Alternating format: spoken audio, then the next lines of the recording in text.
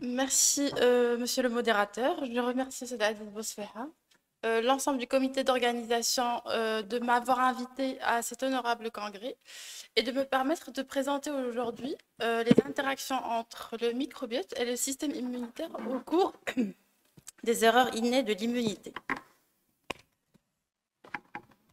Alors, comme l'a dit professeur Bajaoui, le microbiote, c'est un élément très important car si le génome humain est constitué de 23 000 gènes, eh bien, le génome bactérien, lui, on le compte en millions. C'est pour vous dire l'importance de cet élément et c'est même considéré comme un organe à part entière. Les erreurs de l'immunité innée, donc c'est un groupe hétérogène d'à peu près 485 pathologies, dont 430 mutations ont été recensées jusqu'à présent. Les manifestations, elles sont essentiellement des manifestations infectieuses, donc ce sont des infections qui sont inhabituelles de par le germe, la récurrence, la résistance au traitement habituel, la sévérité et parfois la localisation. Mais on retrouve aussi des manifestations non infectieuses, à savoir les maladies auto-immunes, les phénomènes allergiques, les lymphoproliférations. Et il se trouve qu'il y a une corrélation entre les manifestations cliniques de ces déficits immunitaires et l'altération du microbiote. La dysbiose microbienne au cours des déficits immunitaires, elle peut être due soit à une prolifération de bactéries pro-inflammatoires, à une diminution de bactéries anti-inflammatoires, ou bien des variations dans la composition et le fonctionnement du microbiote normal. Et justement, les erreurs de l'immunité innée constitue une opportunité certes rare, mais qui est précieuse pour étudier l'impact d'une immunité déficiente sur le microbiome humain, mais aussi étudier l'impact d'un microbiome altéré sur le système immunitaire. On va parler rapidement de quelques notions qu'on va traiter au cours de l'exposé. Donc, le microbiote, c'est des trillions de micro-organismes, bactéries, virus, champignons et protozoaires. Au cours de mon exposé, on va parler essentiellement de bactéries, vu le manque de temps. Ces micro-organismes interagissent avec l'hôte à différents sites. On peut avoir une localisation cutanée, mais aussi les surfaces muqueuses qui peuvent être gastro-intestinales, pulmonaires, urogénitales. Et ces micro-organismes, ils interagissent avec l'hôte au sein d'un microbiome. On va aussi parler un peu de métagénomique. Donc la métagénomique, elle définit la totalité du génome microbien. La métatranscriptomique qui nous aide avec la métabolomie qui vont nous aider à obtenir plutôt un profil fonctionnel. On va parler aussi d'alpha-diversité et de bêta-diversité parce que lorsqu'on a une dysbiose, on va parler de ces deux-là. L'alpha-diversité, elle permet d'étudier la diversité bactérienne au sein d'une communauté, alors que la bêta-diversité va permettre d'étudier la diversité microbienne entre deux communautés. La dysbiose, c'est donc une situation, c'est des situations en fait, dans lesquelles une altération de la composition du microbiote peut potentiellement occasionner des effets négatifs sur l'hôte et engendrer des pathologies. Comment se fait la mise en place du microbiote au fil des années? Donc l'acquisition, elle se fait très tôt dans la vie, à la naissance, d'où l'importance d'un accouchement par voie basse. Donc le nouveau-né, il va pouvoir acquérir la flore à partir de la flore vaginale. La flore vaginale, la flore fécale cutanée de la mère. Ce qui aide cette acquisition, c'est l'immaturité du système immunitaire, mais aussi la composition du lait maternel. On a, durant les 2 premiers jours de vie, une colonisation plutôt par des bactéries qui sont aérobies. Aérobies, à savoir le streptocoque, l'entérocoque et le staphylocoque. Pourquoi c'est des bactéries aérobies qui vont consommer l'oxygène et permettre par la suite l'installation de bactéries anaérobies. Donc après les 48 heures, on aura une installation de bactéries qui sont anaérobies, à savoir le bifidobacterium. Essentiellement, et le lactobacillus qui provient de la muqueuse vaginale, mais aussi du lait maternel lorsque c'est un nouveau-né qui est allaité. Chez les nourrissons qui sont allaités au lait maternel, lors du sévrage maternel, on aura une acquisition d'une nouvelle bactérie qui est très importante. Ce sont les bactéries filamenteuses segmentées. Pourquoi est-ce qu'on a ce délai d'apparition? Parce que le lait maternel qui contient les IgA sécrétoires va ne va pas permettre l'installation de ces bactéries. Donc, ce n'est qu'au niveau, lorsqu'on va faire un sévrage, que ces bactéries vont pouvoir coloniser le système intestinal. L'alimentation solide, quant à elle, va permettre l'augmentation plutôt des bactéries anaérobies. Comme on le sait, 80%, la majorité du microbiote intestinal, il est composé de bactéries qui sont anaérobies. Donc, on aura une colonisation par les Escherichia coli. Cette colonisation va augmenter tout au long de la première année. Et le nourrisson va avoir un microbiote adulte vers l'âge de 10 ans, qui est essentiellement composé de 4 phyla, qui sont les firmicutes, les Bacteroidetes, les Proteobacteria et l'Actinobacteria. C'est un microbiote qui est relativement stable, mais qui peut varier entre les individus en fonction de facteurs intrinsèques ou bien de facteurs extrinsèques. Les facteurs intrinsèques, c'est essentiellement les facteurs génétiques. Les facteurs extrinsèques, c'est l'alimentation, la prise d'antibiotiques notamment, et puis les facteurs environnementaux, à savoir aussi le stress. On va étudier l'interaction entre système immunitaire et microbiote. C'est une relation qui se fait, donc l'interaction entre ces deux éléments, elle se fait en symbiose afin d'avoir un bénéfice pour les deux parties. C'est-à-dire que le système immunitaire, il va participer à la formation du microbiote, mais le microbiote, en contrepartie, il va participer à la maturation, mais aussi à l'activation du système immunitaire afin d'assurer une homéostasie intestinale. La flore va intervenir dans la dégradation de nutriments, dans l'inhibition de colonisation par des pathogènes, ce qu'on peut appeler des pathobions, la production de métabolites, notamment les acides gras à chaîne courte, butyrate, acétate et propionate, le polysaccharide A, et le tryptophane, tous ces éléments ont un rôle très important dans l'activation du système immunitaire, comme on peut le voir sur le schéma. Donc, le PSA et les acides gras à chaîne courte vont pouvoir orienter la différenciation du lymphocyte T. On a un lymphocyte T régulateur qui va produire l'interleukine 10, qui, comme on le sait, c'est une cytokine qui est immunosuppressive. On va parler des différents niveaux d'interaction entre système immunitaire et microbiote, toujours dans un contexte de symbiose avant de passer à la dysbiose, au cours du déficit immunitaire. Donc la première barrière, c'est bien sûr la barrière épithéliale, qui est composée par le mucus, qui constitue une barrière physique entre aussi bien la flore commensale, parce que la flore commensale, elle est certes bénéfique, mais il ne faut pas qu'il y ait un contact intime entre flore commensale et système immunitaire. Donc c'est le mucus. Les peptides antimicrobiens qui peuvent être aussi induits par la flore commensale via les PRR qui sont présents au niveau des cellules. On retrouve aussi les IgA sécrétoires. On va parler par la suite des IgA sécrétoires. Il y a deux voies de production des IgA sécrétoires.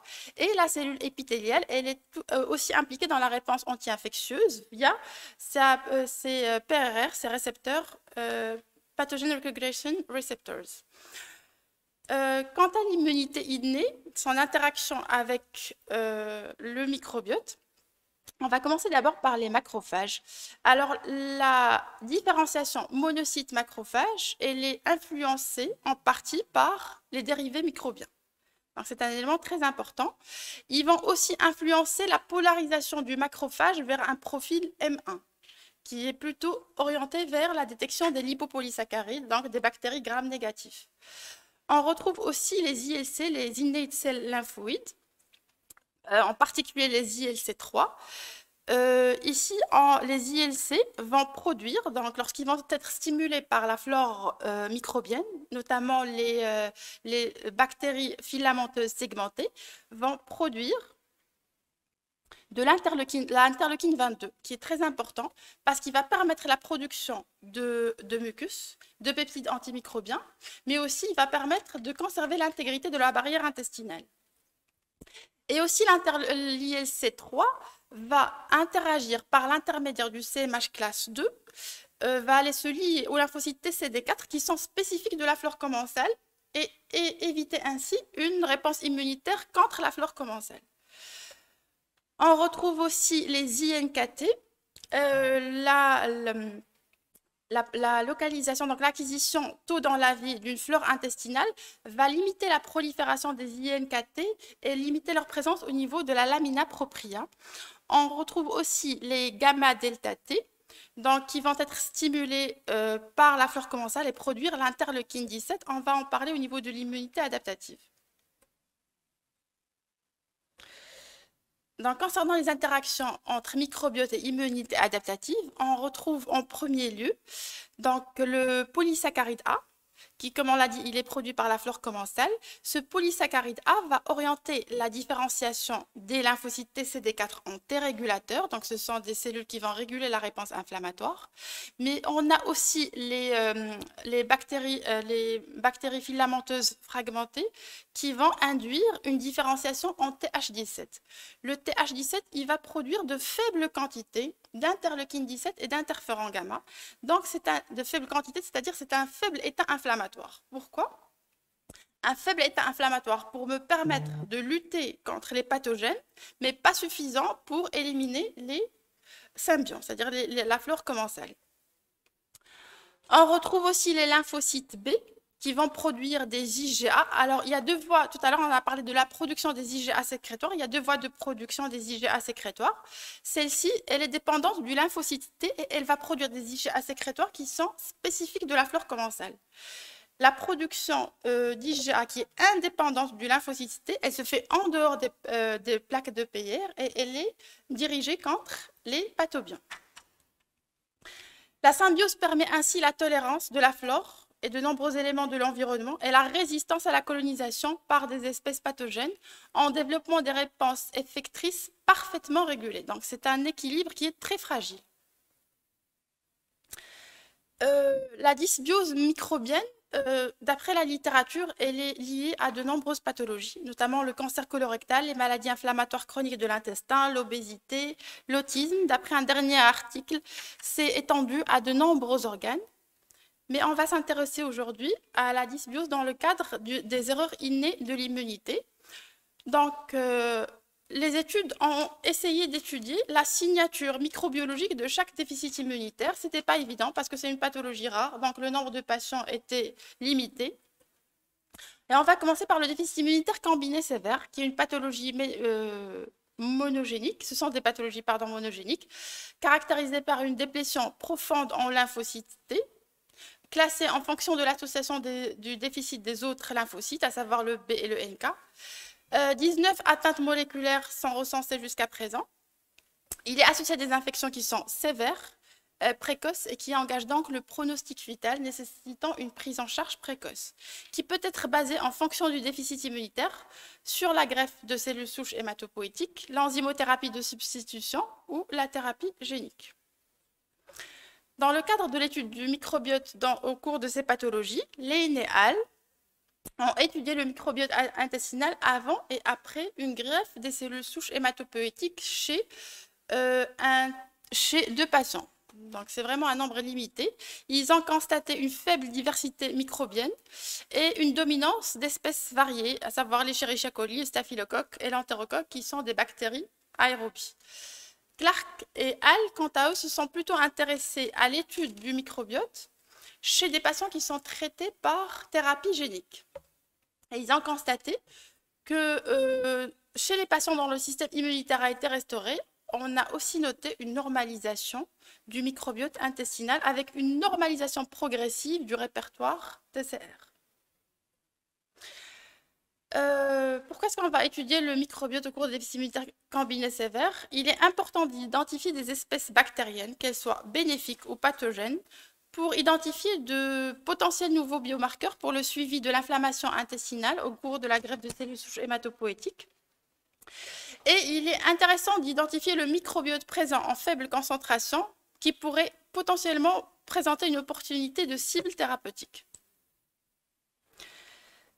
Concernant la maladie du Wiskott, le syndrome du Wiskott-Aldrich, donc c'est un déficit immunitaire combiné lié à l'X, 5 à 10% de ces patients vont développer une maladie inflammatoire de l'intestin. Donc les auteurs se sont intéressés au microbiote chez ces patients. Notamment Tseng et al. Qui ont étudié le microbiote chez des enfants atteints de Wiskott-Aldrich et chez aussi des souris déficientes au niveau de la protéine. Ils ont noté une diminution des bactéroïdites, une augmentation des protéobactéries. Donc cette augmentation, c'était par rapport à des sujets sains.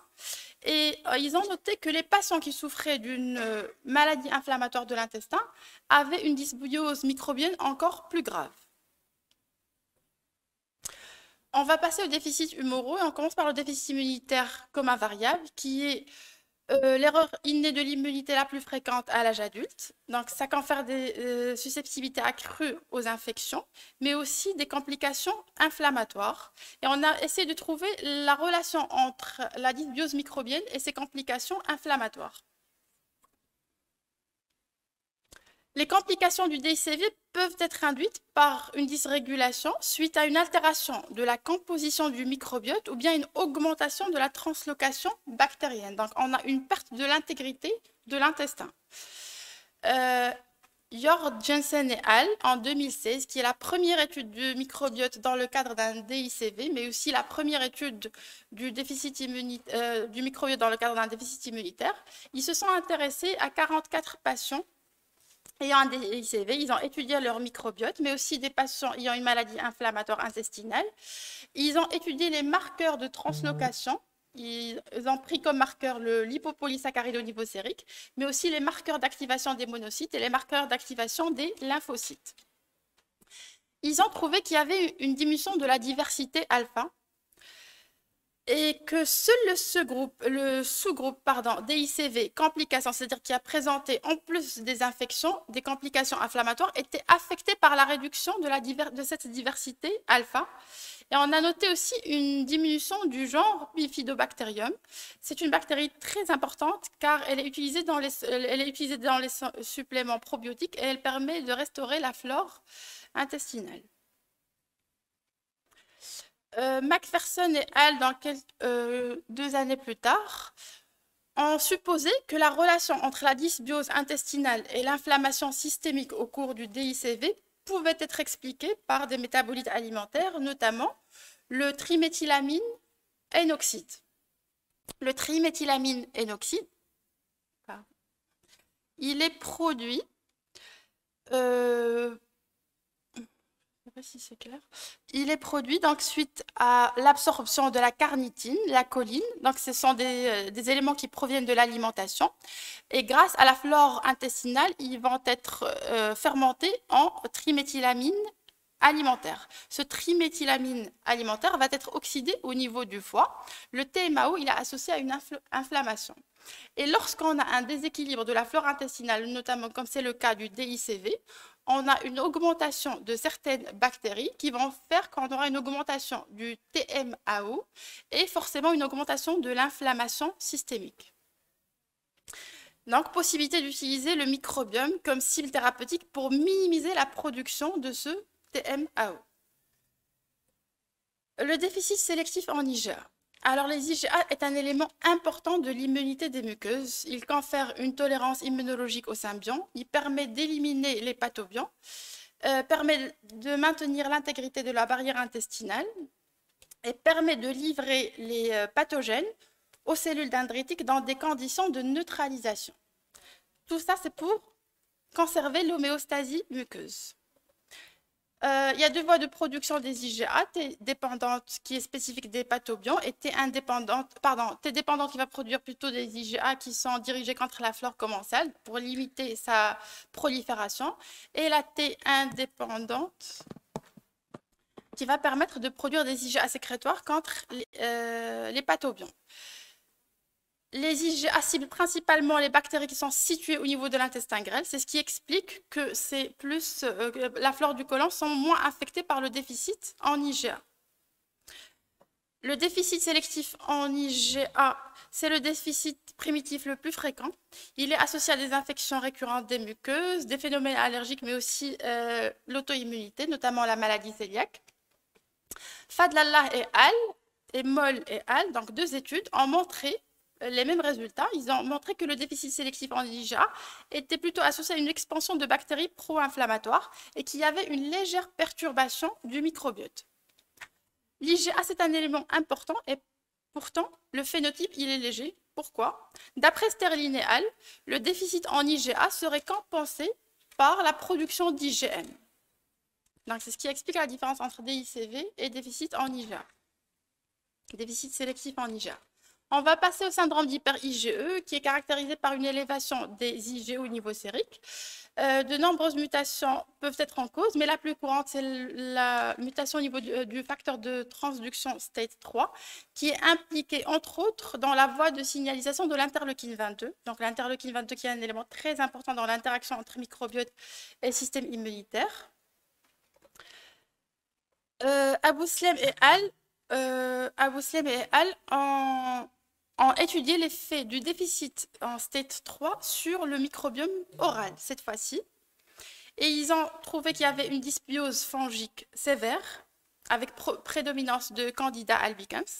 Donc, on arrive à conclure l'importance de l'axe state 3 TH17 dans le maintien du Candida albicans comme organisme commensal. On a là une bactérie qui est passée de symbiont à pathobie. Là, ils ont noté aussi une dysbiose du microbiote oral avec augmentation du Streptococcus mutans et Streptococcus oralis dans la muqueuse buccale. Et ils ont remarqué une synergie entre le Candida albicans et ses streptocoques oraux.